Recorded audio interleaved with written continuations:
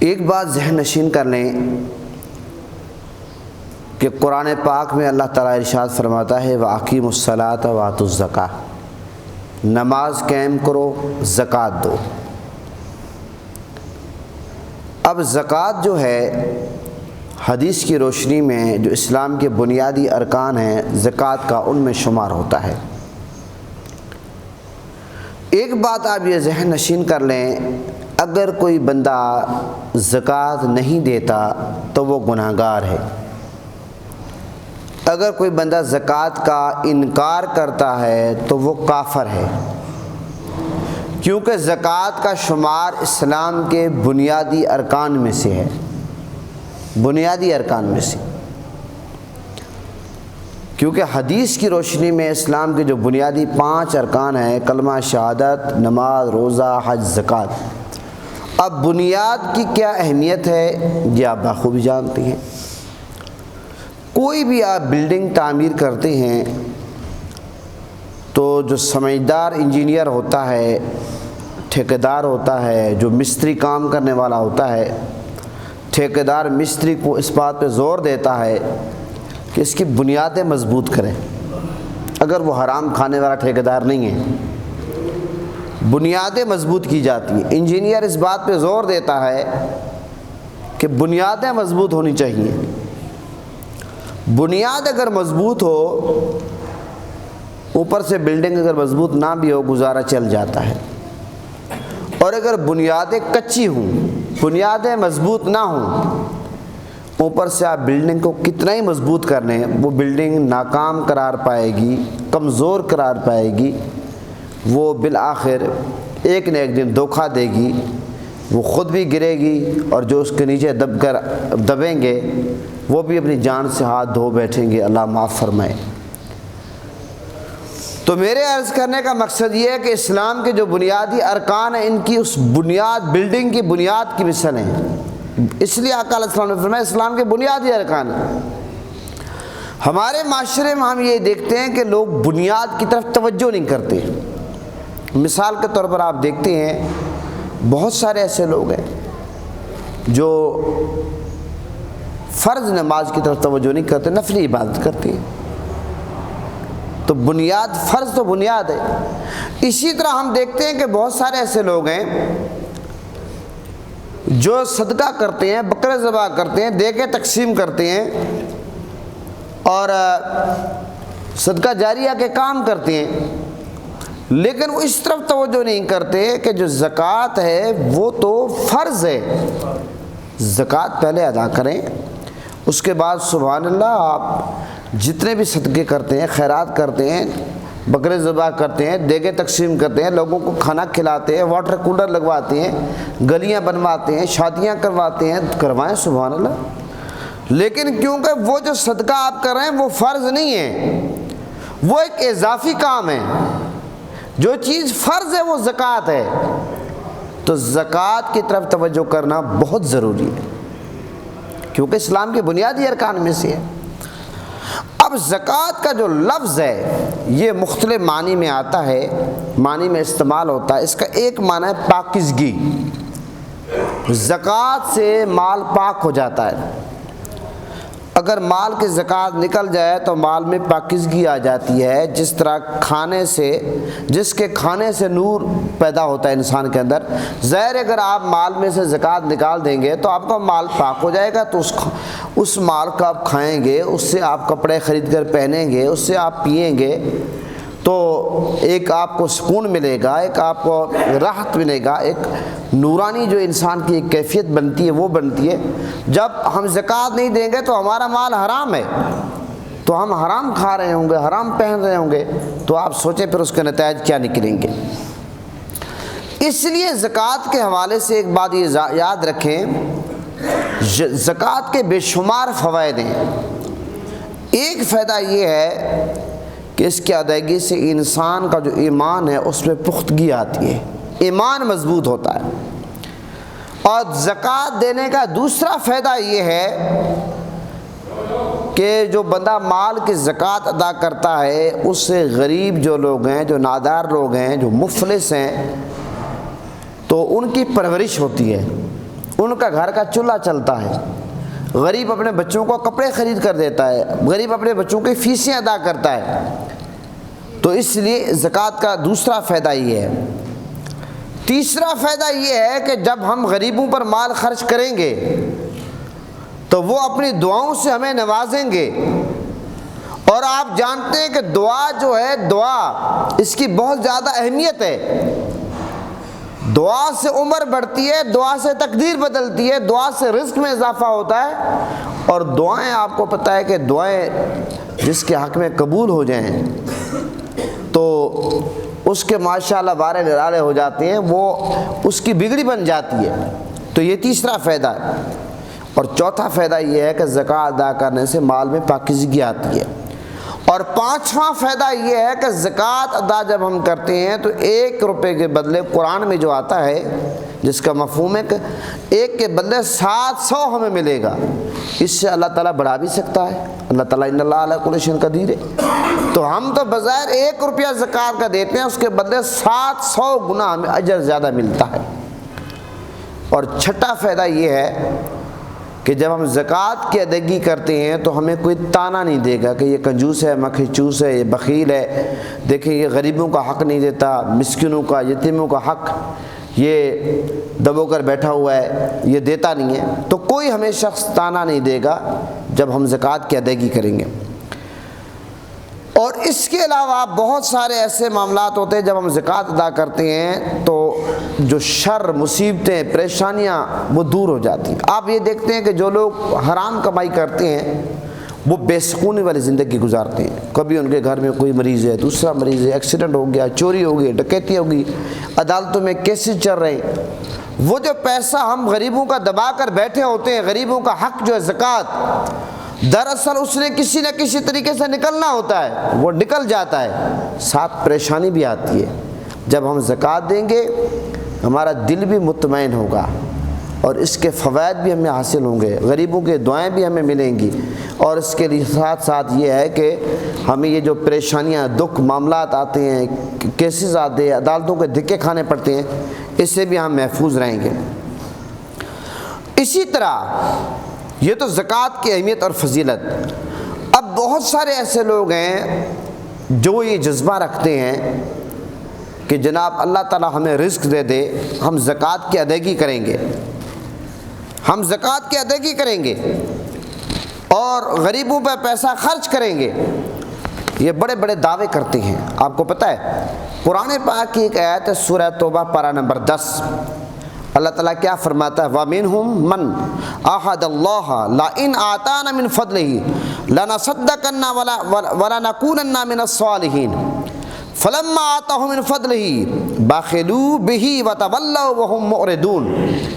اللہ تعالیٰ نے سورہ توبہ پارہ نمبر 10 میں 2 آیات ہیں یہ، اس میں اللہ نے کیا فرمایا کہ بعض ان میں سے وہ ہیں، بعض لوگ وہ ہیں جنہوں نے اللہ سے عہد کیا، اللہ سے عہد کیا، اللہ سے وعدہ کیا، کیا اگر اللہ اپنے فضل سے ہمیں دے گا تو ہم ضرور خیرات کریں گے، ہم ضرور خیرات کریں گے اور ہم ضرور نیکوں میں سے ہو جائیں گے۔ ظاہر جب ہم خیرات کریں گے تو ہم نیکوں میں سے ہو جائیں گے۔ تو اللہ فرماتا ہے دوسری آیت میں جب اللہ نے انہیں اپنے فضل سے دیا تو اس میں بخل کرنے لگے، کنجوسی کرنے لگے اور روح گردانی کرتے ہوئے پلٹ گئے۔ پہلے تو یہ دعوے کرتے تھے کہ اللہ ہمیں دے گا، ہم خرچ کریں گے، جب اللہ نے دے دیا تو پھر اس کے بعد وہ اپنی بات سے پھر گئے۔ آپ کو پتہ ہے قرآن پاک کی یہ 2 آیات ہیں، ان کے شان نزول کے حوالے سے یہ بھی آتا ہے کہ سلبہ نامی ایک شخص تھا، وہ آقا علیہ السلام کی بارگاہ میں آیا، اس نے کہا یا رسول اللہ میرے لیے رزق کی دعا کیجیے۔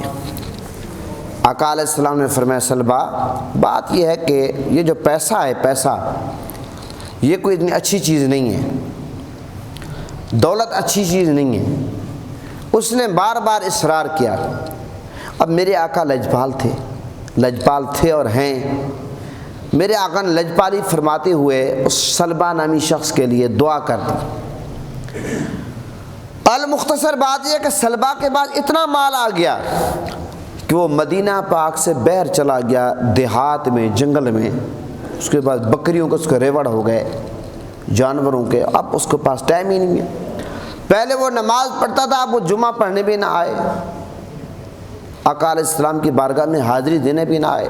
جب سال پورا ہوا، آقا علیہ السلام نے صحابہ کرام کی ڈیوٹی لگائی کہ جاؤ سلمہ نامی شخص سے زکوٰۃ وصول کر کے آؤ۔ جب صحابہ کرام پہنچے تو سلمہ نے آنکھیں، آپ کو پتہ ہے کہ اس کی پیچھے ہو گئی، اس نے کہہ دیا کہ یہ تو میری اپنی کمائی ہے، یہ آپ ٹیکس لینے آئے۔ اس نے طرح طرح کی باتیں کی۔ صحابہ کرام وہاں سے واپس بارگاہ مصطفیٰ میں آنے لگے۔ صحابہ کرام کے پہنچنے سے پہلے میرے آقا نے فرما دیا، ارے سلمہ تو نے زکوٰۃ کا انکار کر دیا۔ جب صحابہ کرام پہنچتے ہیں میرے آقا کی بارگاہ میں، پورا جو معاملہ وہ عرض کرتے ہیں، میرے آقا نے تو پہلے خبر دے دی، میرے آقا تو ہر معاملے کی خبر رکھتے تھے۔ اس کے بعد جب سلمہ کو پتہ چلا کہ آقا علیہ السلام ناراض ہیں اور سلمہ کو لوگوں نے تانے دیے کہ تو کنجوس ہے، بخیل ہے، مکھی چوس ہے، غریبوں کا حق تو دبا کر بیٹھا ہوا ہے، اب سلمہ وہاں سے پیٹتا ہوا، اپنے سر پہ اس نے مٹی لگائی، چیخ و پکار کرتا ہوا، روتا ہوا آقا علیہ السلام کی بارگاہ میں آیا زکوٰۃ لے کر کہ یا رسول اللہ میری زکوٰۃ قبول فرمائیں۔ آقا علیہ السلام نے فرمایا سلمہ اللہ کا حکم ہے کہ آپ کی زکوٰۃ میں نے قبول نہیں کرنی۔ وہ سلمہ روتا ہوا واپس گیا۔ پھر جب آقا علیہ السلام کا بظاہر دنیا سے وصال ہوا، حضرت ابوبکر صدیق رضی اللہ عنہ کا دور آیا، سلمہ پھر زکوٰۃ لے کر آیا اور صدیق اکبر نے فرمایا جس شخص کی زکوٰۃ میرے آقا نے قبول نہیں فرمائی میں اس کی زکوٰۃ قبول کروں۔ پھر یہاں تک کہ حضرت عمر فاروق رضی اللہ عنہ کا دور آیا، حضرت عمر فاروق رضی اللہ عنہ بھی اس کی زکوٰۃ قبول نہیں کی، اور حضرت عثمان غنی رضی اللہ عنہ کا دور جب آیا تو زکوٰۃ کے ٹائم آنے سے پہلے وہ جو سلمہ شخص تھا بدبخت وہ مر گیا۔ تو محترم حضرات، قرآن پاک کی یہ جو 2 آیات کا ترجمہ میں نے آپ کے سامنے پیش کیا سورہ توبہ کا، کہ وہ لوگ جو دعوے کرتے ہیں کہ ہم زکوٰۃ دیں گے، خیرات کریں گے، اللہ کے نام پر تقسیم کریں گے، لیکن جب ان کے پاس پیسہ آتا ہے پھر وہ اپنی بات سے پھر جاتے ہیں۔ یہی معاملہ سلمہ نے کیا ہے، اور اسی بات کی ترجمانی یہ جو قرآن پاک کی آیات ہے، 2 آیات ہیں سورہ توبہ کی، کہ پہلے تو لوگ کہتے ہیں کہ جب اللہ تعالیٰ ہمیں دولت دے گا، اللہ کا فضل ہوگا، ہم خیرات کریں گے، جب دولت آتی ہے پھر اپنی بات سے پھر جاتے ہیں۔ بخاری اور مسلم کی حدیث ہے کہ 3 شخص تھے، وہ مختلف بیماریوں میں مبتلا تھے، ایک کوڑ کے مرض میں مبتلا تھا، اور دوسرا جو شخص تھا وہ بصارت سے محروم تھا، نابینا تھا، اور تیسرا جو تھا وہ سر سے گنجا تھا۔ یہ بخاری اور مسلم کی حدیث ہے۔ اللہ تعالیٰ نے امتحان کی غرض سے ان کے پاس ایک فرشتہ انسانی شکل میں بھیجا۔ وہ فرشتہ جب ان کے پاس پہنچا تو فرشتہ ان سے ہم کلام ہوا۔ وہ شخص جو کوڑ کے مرض میں تھا اس کے پوچھا کہ تو کیا چاہتا ہے؟ اس نے کہا مجھے صحت مل جائے، یہ جو میں کوڑ کے مرض میں مبتلا ہوں مجھے صحت مل جائے، میں ٹھیک ہو جاؤں، تاکہ لوگ مجھے تانے نہ دیں، لوگ مجھ سے نفرت نہ کریں، لوگ مجھے اپنے قریب بٹھائیں۔ فرشتے نے اس کے لیے دعا کی، وہ ٹھیک ہو گیا۔ اب فرشتے نے کہا تجھے مال کون سا پسند ہے؟ وہ کہنے لگا مجھے اونٹنی پسند ہے۔ فرشتے نے اس کو اونٹنی دے دی اور برکت کی دعا کر دی۔ فرشتہ چل پڑا، دوسرے ساتھی کے پاس گیا۔ وہ شخص جو گنجا تھا، جس کے سر پہ بال نہیں تھے، جس کو لوگ گنجا گنجا ہونے کے تانے دیتے تھے، تو اس سے پوچھا تو کیا چاہتا ہے؟ وہ کہنے لگا میں چاہتا ہوں میرے سر پہ بال آ جائیں۔ اچھا، فرشتے نے اس کو دعا دے دی، اس کے سر پہ بال آ گئے۔ اب فرشتے نے اسے پوچھا کہ تیرا پسندیدہ مال کون سا ہے؟ اس نے کہا کہ میرا جو پسندیدہ مال ہے وہ ہے جناب علی بکری۔ فرشتے نے اس کو بکری دے دی، اس کے لیے دعا کر دی۔ المختصر بات یہ ہے اس کو بکری بھی مل گئی، سر پہ بال بھی مل گئے۔ اب فرشتہ تیسرے بندے کے پاس پہنچتا ہے جو بصارت سے محروم ہے، اس کو کہتا ہے آپ کو کیا چاہیے؟ وہ کہتا ہے مجھے بینائی چاہیے، تاکہ دنیا کے جو حسین نظارے ہیں میں یہ کر سکوں اور لوگ مجھے اندھا اندھا ہونے کے تانے بھی نہ دیں۔ تو المختصر بات یہ کہ فرشتے نے اس کے لیے دعا کی، اس کو بینائی مل گئی۔ اور فرشتے نے جو پوچھا تجھے کون سا مال پسند ہے، تو اس شخص نے اس وقت کہا کہ مجھے گائے پسند ہے۔ اب یہ تینوں کو مال بھی مل گیا، جو یہ چاہتے تھے صحت کے لحاظ سے وہ بھی مل گیا۔ 1 سال کے بعد اللہ تعالیٰ نے امتحان کی غرض سے اسی فرشتے کو یا دوسرے فرشتوں کو بھیجا، ان کے پاس آیا۔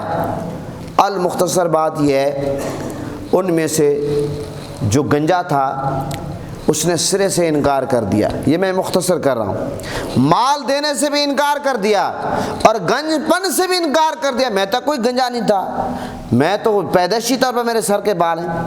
اور وہ جو کوڑ کے مرض میں مبتلا تھا اس نے بھی سرے سے انکار کر دیا۔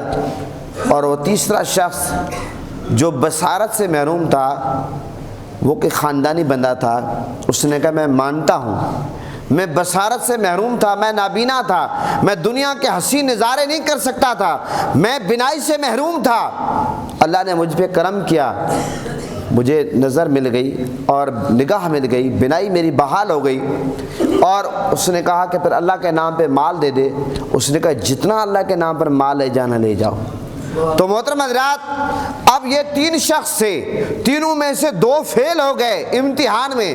اللہ نے جب ان کا امتحان لیا اور ایک پاس ہوا، پتہ چلا اللہ دولت نہ دے کر بھی امتحان میں ڈالتا ہے اور اللہ تعالیٰ دولت دے کر بھی امتحان میں ڈالتا ہے۔ جب اللہ تعالیٰ دولت نہیں دیتا، اللہ تعالیٰ دیکھتا ہے کہ بندہ میرا شکر کتنا ادا کرتا ہے، جی اس حال میں کتنا میری رضا پہ راضی رہتا ہے۔ اور جب اللہ تعالیٰ دولت دیتا ہے پھر اللہ تعالیٰ امتحان میں آزمائش میں ڈالتا ہے کہ یہ بندہ میرے نام پر کتنا خرچ کرتا ہے، صدقہ خیرات زکوٰۃ کیا کرتا ہے اور میرا شکر کتنا ادا کرتا ہے، اور کیا یہ بندہ یہ سمجھتا ہے کہ میرے کرم سے میرے فضل سے اس کو سب کچھ ملا یا اس کی اپنی محنت ہے۔ محترم حضرات، وہ تینوں شخصوں میں سے 2 فیل ہو گئے۔ ایک جو نابینا تھا وہ پاس ہوا، اور سلبہ نامی شخص جو پہلے کہتا تھا میں خرچ کروں گا وہ بھی ناکام ہوا۔ تو قرآن پاک کی سورہ توبہ کی یہ 2 آیات ہیں کہ بہت سارے ایسے لوگ ہیں جو پہلے یہ تمنا کرتے ہیں، آرزویں کرتے ہیں، دعائیں کرتے ہیں، گڑ گڑاتے ہیں، روتے ہیں کہ ہمیں مال مل جائے، جائیداد مل جائے، پیسہ مل جائے، ہم اللہ کے نام پہ خرچ کرتے ہیں۔ جب اللہ اپنے فضل سے انہیں عطا کرتا ہے بعد میں اپنی بات سے پھر جاتے ہیں۔ اس لیے محترم حضرات، جو خاندانی ہیں وہ اپنی بات سے نہیں پھرتے، وہ جو نابینا تھا وہ اپنی بات سے نہیں پھرا۔ اس لیے تو شاعر کہتا ہے کمینے جب عروج پاتے ہیں اپنی ماضی کو بھول جاتے ہیں، کتنے کم ظرف ہیں یہ غبارے چند سانسوں میں پھول جاتے ہیں۔ محترم حضرات، اپنی جو حیثیت ہے اس کو ہمیشہ یاد رکھنا چاہیے کہ میں پہلے کیا تھا اب کیا ہوں، اللہ نے مجھ پر کتنا کرم کیا۔ آج ہمارے ہاں کسی کو اقتدار مل جائے، کرسی مل جائے، گاڑی مل جائے، بنگلہ مل جائے، 2-4 کو نوکر مل جائیں تو لوگ اپنی اوقات بھول جاتے ہیں۔ لوگ یہ سمجھتے ہیں کہ یہ سب کچھ کو ہماری اپنی محنت ہے، ان کو یہ پتہ ہی نہیں کہ یہ اللہ کی طرف سے امتحان ہے، اس کا آگے ہم نے حساب کتاب دینا ہے۔ تو محترم حضرات، میں یہ عرض کر رہا تھا کہ اس حوالے سے ہم کتنا خیال رکھتے ہیں زکوٰۃ کی ادائیگی کے حوالے سے۔ اب یہ بات یاد رکھیں، جو لوگ مال کی زکوٰۃ ادا نہیں کرتے وہ کس قدر گناہگار ہیں۔ قرآن پاک میں آپ کو پتہ ہے کیا آتا ہے؟